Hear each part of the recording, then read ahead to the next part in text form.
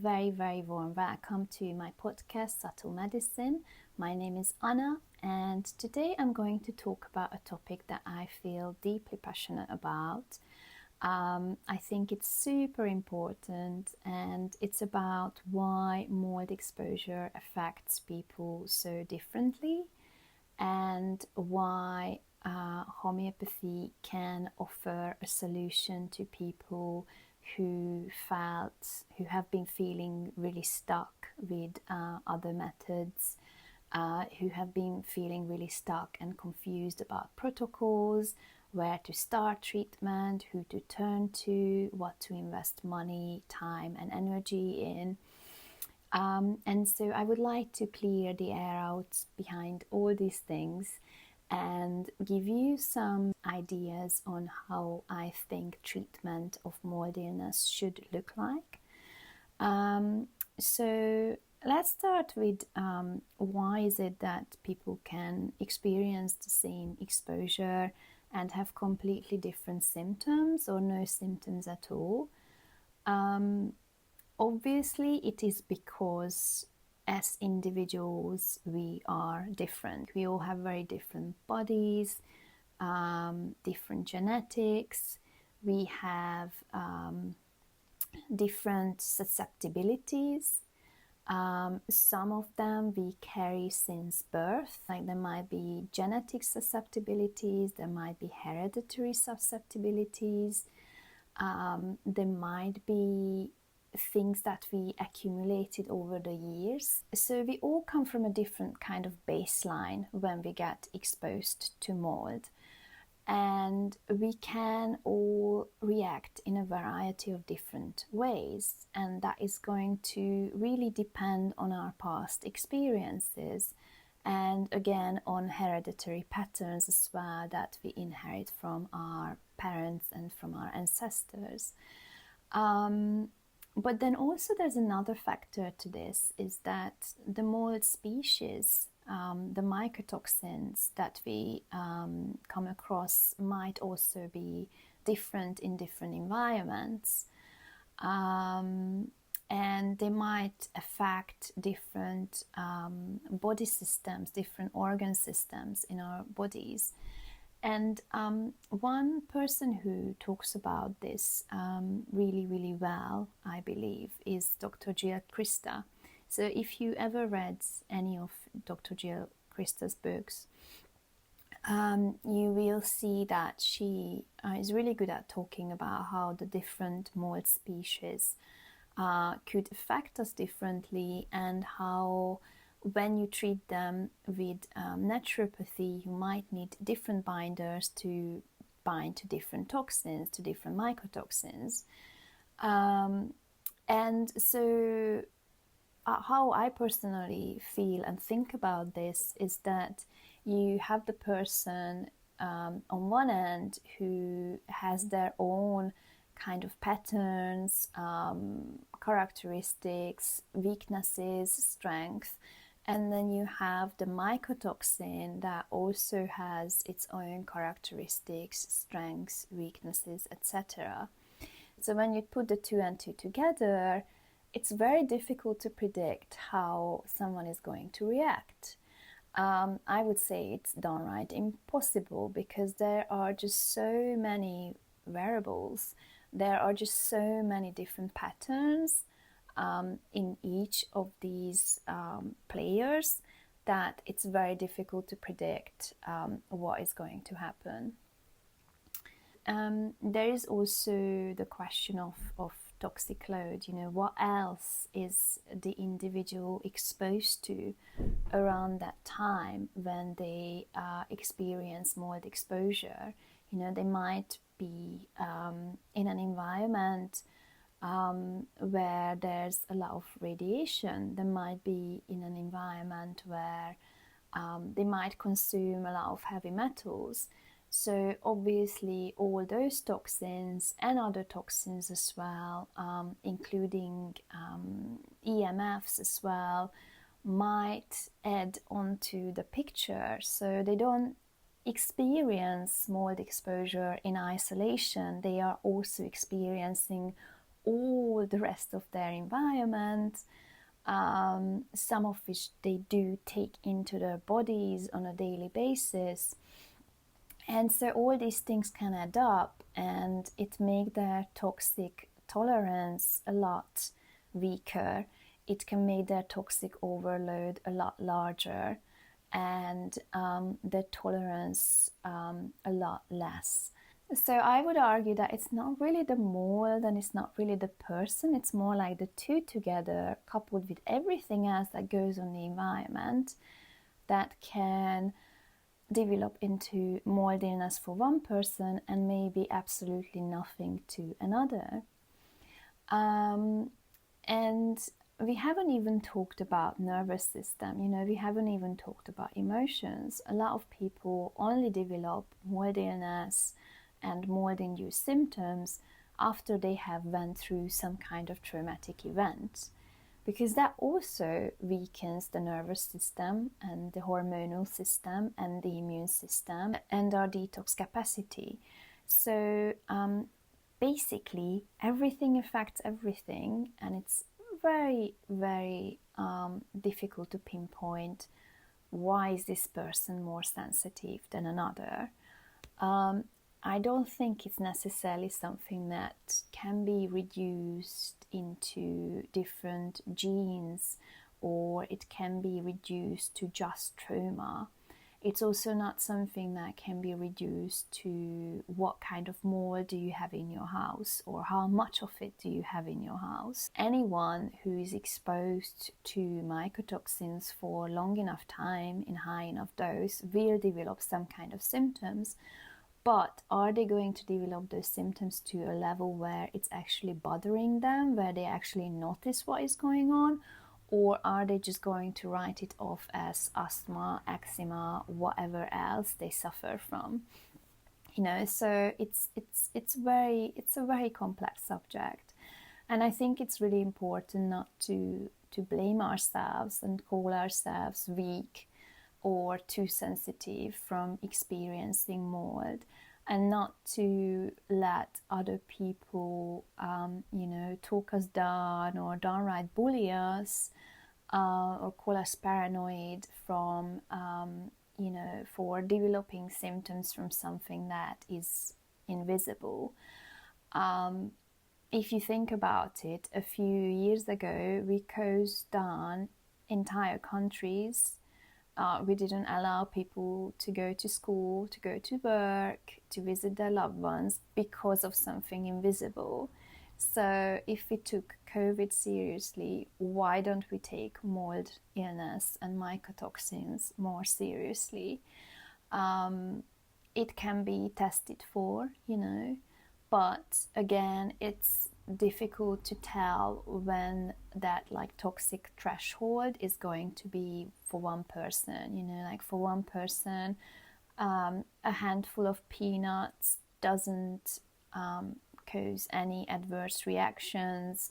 They're completely fine with it. For others, it might cause a temporary histamine imbalance, and yet for another person who's allergic to peanuts might go into anaphylactic shock. So just because something is invisible, just because something is really small, just because there is a toxin that not everyone develops really severe health issues from, doesn't mean that it should be ignored.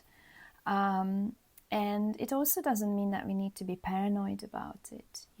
It's something that the more worried you are about mold, the more sick you can make yourself. So it's good to try to think of mold as something temporary. It's not going to take over your whole life. You don't necessarily have to let it write your whole life story. There are environments that are going to be safer to you. There are treatments that are going to be safer to you, and homeopathy can be one of them. So let's talk a little bit about homeopathy. So when you have a good functional medicine or naturopathic practitioner, whether they are actually a medical doctor or they are a licensed practitioner, they are going to look at your individual symptoms. They are not going to look at you as, okay, this person has mold exposure or says that they have mold exposure, let's put them on this protocol. Most of them are still going to ask you some questions. They are more often than not going to run some tests, and they are going to address where your detox capacity is at, how your kidneys working, your liver working, whether, as they say, your detox pathways are open enough to receive certain binders, for example.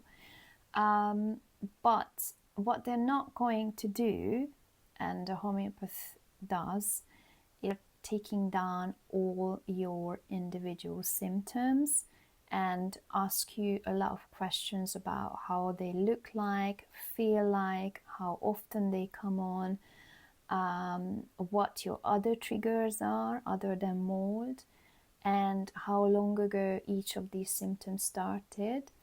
They might not take a full medical history in the sense that they ask you about every single flu that you remember, every single cold that you remember, every single medication that you have taken in the past. Homeopathy consultations are just a lot more thorough in general, because we don't really work with tests. We work with observation. We work with listening to the patient, and we are giving a treatment that is totally individualized. Obviously, I can't talk for all homeopaths because there are some different ones who work more with protocols. There are some homeopaths who are not fully trained or fully licensed. But me personally, and my colleagues who I work close with, and my colleagues who are also friends, I know that all of us are aiming for really high level of individualization.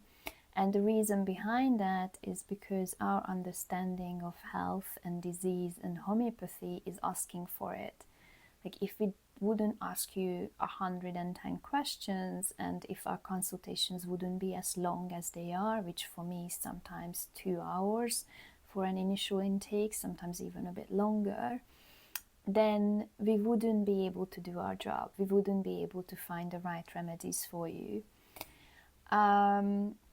So that's one thing that is sometimes missing from mold treatments, is that really individualized aspect. And then the other thing that is sometimes missing from mold treatments is giving very small doses. Homeopathy works with really small doses that are gentle enough for people to take into their bodies and actually feel better from, instead of leading to further overwhelm, symptoms, side effects. And I'm not trying to down talk other modalities, other professions, but I have noticed that there are some people who, if you give them any kind of probiotic, they are going to react to it. If you give them any kind of binder, it's going to overwhelm them. If you are giving them any supplement, they're not going to be able to assimilate it.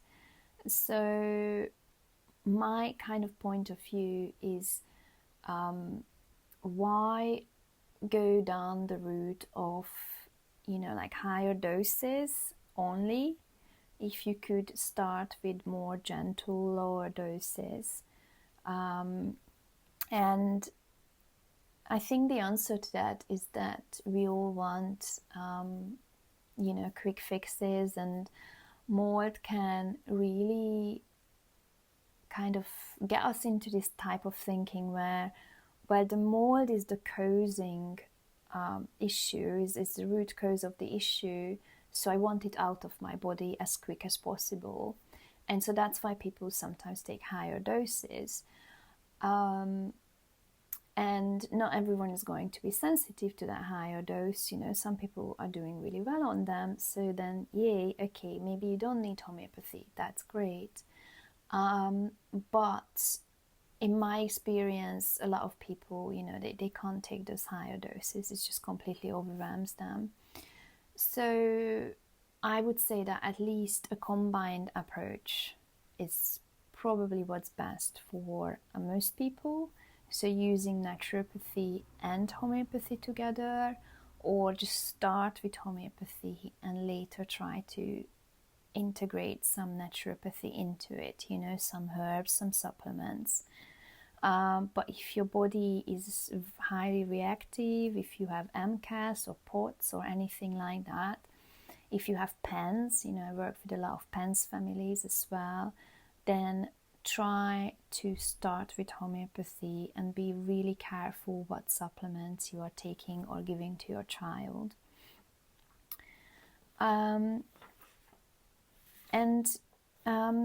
So I was talking about, what makes it different for different people. So I think the other thing that makes these experiences really varied and different with mold for everyone, or almost everyone, is that a lot of times mold is not kind of the root cause of the susceptibility of the health issues. It might be indicative of something that is underneath it all. And in homeopathy, we talk a lot about layers. We are always looking at a patient in terms of what they are experiencing right now. What is the most loud?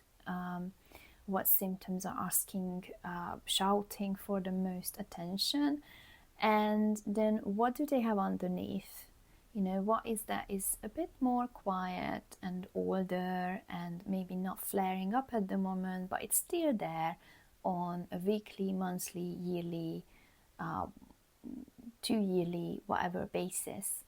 So that is also the reason why we take such a thorough medical history, because when we take a really thorough medical and personal history, we can really see what events, what medical interventions, what toxic exposures have weakened this person's immune system, nervous system, detox capacity.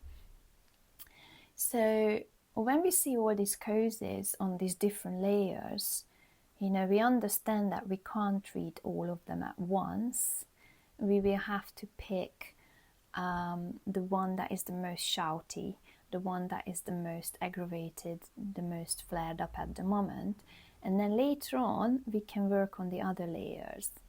The other thing that is important to ask about layers is that they are not static. It's not like you have one layer and underneath it you have another layer and underneath it you have another layer, and they are always going to stay in this order.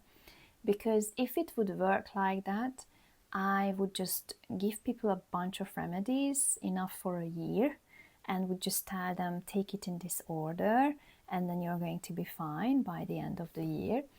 But it doesn't work like that, because once you give a person one remedy, they are going to react a certain way, and you will see them what layer is arising next. The layers are dynamic, so one can pop up, seemingly randomly. And so that's why we also need follow-ups, when we are working with someone homeopathically, because you can never really predict what is going to happen. We're not trying to make assumptions, we're not trying to make predictions, we just follow the body, we just follow the symptoms that a person is experiencing. Basically, the treatment has to be really individualized, follow the layers, follow the symptoms, follow the body. And when you do all this, you realize that there isn't really one root cause. There are going to be several.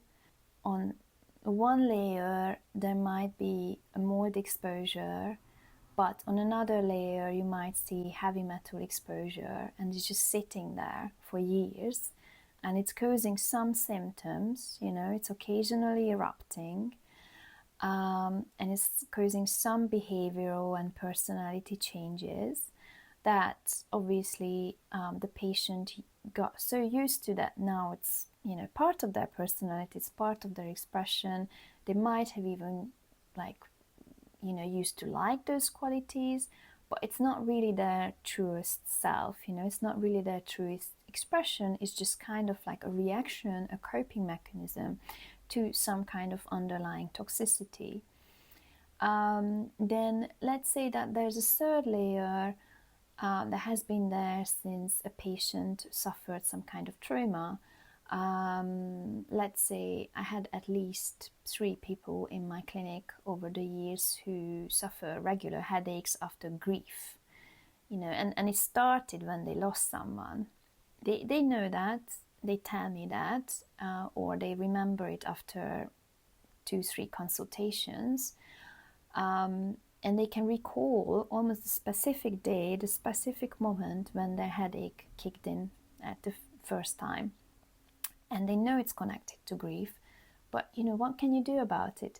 You can obviously receive some therapy. Somatic psychotherapy can really help to release that headache, to release that energetic imprint of the grief that is causing the headaches. But then you can also use homeopathy, and it might be part of your treatment overall to also release those emotions of grief. So it's not a straightforward thing, the healing from mold exposure, because you might have all these layers and they might all add to your symptoms. There isn't a single root cause 99% of the time. And part of that is because, we as human beings tend to be really complex, but also I would argue that became a lot more complex in the last 200 years. Since the Industrial Revolution, we all have more toxicity in our environment, we all have more work demands. Time really got a lot faster, especially with technology where it is now. Everything on the computer is so fast, it's very difficult to keep going with it, to keep the pace of that fast technology and react as fast as the world is demanding us to react. So it's a tricky situation, and I think it's also tricky as a homeopath, to explain it to people how it works, and that is the reason why I'm doing this podcast, essentially, to become better at explaining how it works, because I understand that, when someone first comes across homeopathy, especially for mold exposure, because there's so many protocols out there, it can be so alien, so different, so confusing of how on earth can this work, how on earth do we give minuscule doses to people, not in a protocol, not in a one-size-fits-all way. How does individualized medicine work? It's really something that we have to be able to explain better. And if I'm not explaining it the best yet, please bear with me, because I'm sure I will get there. It's very essential that I get there, because I want my patients to understand what is happening. I want my patients to feel informed and empowered, and cared for as well. Caring is a really important part of it. But it's tricky, I can't tell you exactly what toxin is going to cause what reaction in your body. And I feel like with today's kind of scientism, science is almost a religion nowadays, we all want those straightforward answers. Like, if you eat this, then it's going to raise your histamine levels here, and then you're going to have this reaction. So then okay, we explained it, but then what is the solution? That's another question, right? The solution would be either to block those histamine receptors with antihistamine, or something a lot more mysterious and subtle like homeopathy, and I feel like people don't want homeopathy to be mysterious and subtle, like we want it to be more scientific, but you can't really reduce the body and the psyche to different functions and organ systems and receptors and hormones and all that, and the mind, you can't really reduce it just to the nervous system, because if you reduce these things just to these processes, then obviously you expect the treatment to be just about these processes. And I think that makes our job as homeopaths very complicated, because then like people are not going to trust, they're going to trust clear cut clarity. They're going to trust information that is very easily digestible. But the problem is that how our symptoms started and what is causing what is in itself a mystery. And it's a mystery because we have all these mental health triggers and toxin triggers and hereditary and ancestral and stress triggers, and you just can't predict what is going to cause in each individual, because we are so different. If you're watching this over YouTube or on Spotify as a video, then you might notice that I'm now in a completely different outfit.